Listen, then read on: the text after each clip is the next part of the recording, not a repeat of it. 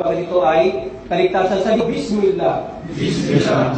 Asyhadu an la ilaha illallah wa asyhadu anna Muhammadan abduhu wa rasuluh wa asyhadu anna Isa Abdullahi wa rasuluh.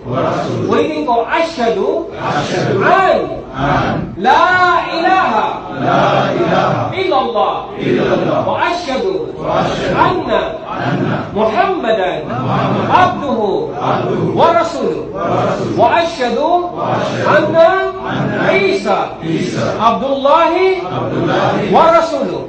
Sa Tagalog, ako'y sumasaksi na walang sinuman ang karapat-dapat at bukod-tani na dapat sambahin kundi ang tunay na Diyos, ang Allah.